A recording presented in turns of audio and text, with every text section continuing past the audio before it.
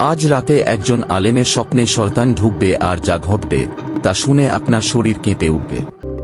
এক গ্রামে একজন আলেম ছিলেন। তার নাম শাইখ নাজমুদ্দিন। তার ঈমান ছিল পর্বতের মতো শক্ত। দিন শুরু করতেন ফজর নামাজে, রাত শেষ করতেন কোরআনের তেলাওয়াতে। গ্রামের সবাই বলতো, তার চোখে একটা নূর আছে। মানুষ তার কথা শুনে গুনাহ ছেড়ে দিত, অন্ধকার জীবন থেকে আলো খুঁজে পেত। কিন্তু কেউ একজন ছিল যে নাজমুদ্দিনকে সহ্য করতে পারত না। সে হলো শয়তান। দিনের পর দিন, রাতের পর রাত শয়তানের মনে ক্রোধ জমতে থাকল। মানুষ সঠিক পথে ফিরছে, হৃদয় নরম হচ্ছে, তাওবা করছে, এটাই শয়তানের সবচেয়ে বড় পরাজয়। শয়তান সিদ্ধান্ত নিল, আজ রাতে শাইখ নাজমুদ্দিনকে স্বপ্নে ধোঁকা দেবে, ভয় দেখাবে, তার ঈমান ভেঙে দেবে, সন্দেহ ছড়াবে, মনে ভয় ঢুকাবে। মধ্যরাত, পুরো গ্রাম ডুবে গেল নিস্তব্ধতায়। চাঁদ মেঘে ঢেকে গেল, বাতাস যেন হঠাৎ হারিয়ে গেল।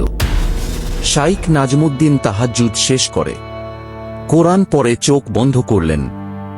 ঠিক তখনই ঘরের বাতি দপ করে নিভে গেল। দরজায় কাঁপন, জানালা থেকে খটখট শব্দ।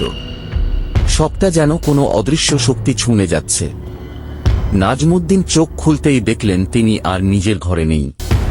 চারদিকে ঘন অন্ধকার, ধোঁয়া, আকাশ রক্তলাল। মাটি ফেটে আগুন বের হচ্ছে। মানুষ নেই, মানুষের চিৎকার আছে। এক জায়গা থেকে এক মা বলছে, আমার সন্তানকে বাঁচাও। আর দূরে একটা বাচ্চা কাঁদছে, আম্মু, আমি অন্ধকার দেখি, ভয় লাগে আমার। শাইখ নাজমুদ্দিন কাঁপা কণ্ঠে বললেন, আমি কোথায়? ঠিক তখনই কালো অন্ধকার ভেদ করে দুটি চোখ ভেসে উঠল, আগুনের মতো লাল, জ্বলন্ত, জীবন্ত। তুমি কি সত্যি তোমার আল্লাহকে চিনো? শয়তানের ঠান্ডা কণ্ঠে প্রশ্ন করল। শাইখ তাকাতে পারলেন না।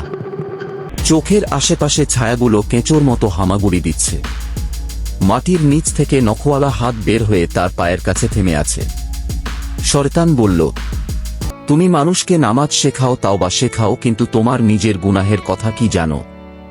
এই কথা শুনে নাজমুদ্দিনের হৃদয় কেঁপে উঠল।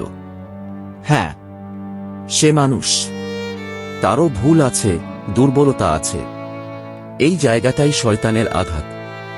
আকাশ ফেটে এক শব্দ এলো, হার মানো, মানুষকে এই সব শিক্ষা দেয়া বন্ধ করো। দূরে এক ছায়া, কারো চোখ নেই তবু কান্না করছে, কেউ পানির জন্য আঙুল কামড়াচ্ছে, রক্ত ঝরছে। শয়তান বলল, আলো কি সত্যিই তোমাকে বাঁচাতে পারবে যখন তোমার ভেতরেই অন্ধকার আছে?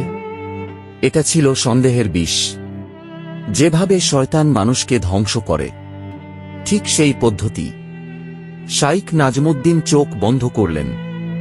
তার বুক কাঁপছে, গলা শুকিয়ে গেছে, কিন্তু তার মনে ঈমান এখনও আগের মতোই শক্ত আছে। আল্লাহ প্রতি তার বিশ্বাস এখনও অটুট। তার চোখে পানি চলে এলো। তিনি কান্না ভরা কণ্ঠে বললেন, হে আল্লাহ, তুমি আমার রব, আমি দুর্বল, কিন্তু তোমার কিতাব শক্তিশালী। এই কথা শুনে শয়তান হাসল। এবার আগের চেয়ে জোরে, কাঁপা কাঁপা ভূমিকম্পের মতো চারদিকের ছায়া তার দিকে ছুটছে। হাজার হাত, হাজার কান্না, হাজার চিৎকার। তখনই শাইখ বললেন, হাসবুনাল্লাহু ওয়া নিমাল ওয়াকিল। আল্লাহ আমাদের জন্য যথেষ্ট এবং তিনি উত্তম অভিভাবক। আয়াতের শব্দ বজ্রপাত নয়, বরফ নয়, বরং এক আলো। আলো ছড়িয়ে গেল, আগুন নিভে গেল, শয়তানের চোখ ছিঁড়ে ফেটে গেল। চিৎকার করে উঠল, না না! ছায়াগুলো পুড়ে যেতে লাগলো ধোঁয়ায়। মানুষের কান্না থেমে গেল, কালো হাত মাটিতে গলে গেল, সব অন্ধকার যেন পিছিয়ে গেল। চিৎকার, আর্তনাদ, সব এক মুহূর্তে নীরব। চোখ খুললেই শাইখ নাজমুদ্দিন নিজের ঘরে। সারা শরীর ঘামে ভিজে, তবে চোখে পানি, মুখে শান্তির হালকা হাসি। তিনি কোরআন খুললেন, পড়তে লাগলেন ধীরে ধীরে। আল্লাহর স্মরণে অন্তর শান্তি লাভ করে। ঘরের বাতাসে যেন একটা নূরের গন্ধ, বাইরের অন্ধকারেও একটা অদৃশ্য আলো। ভয় যত গভীরই হোক, অন্ধকার যত বাস্তবই মনে হোক, সন্দেহ যত তীব্রভাবে মনে ঢুকুক, কোরআনের শব্দ শয়তানের সবচেয়ে বড় পরাজয়। যদি এই গল্প ভালো লেগে থাকে বলুন।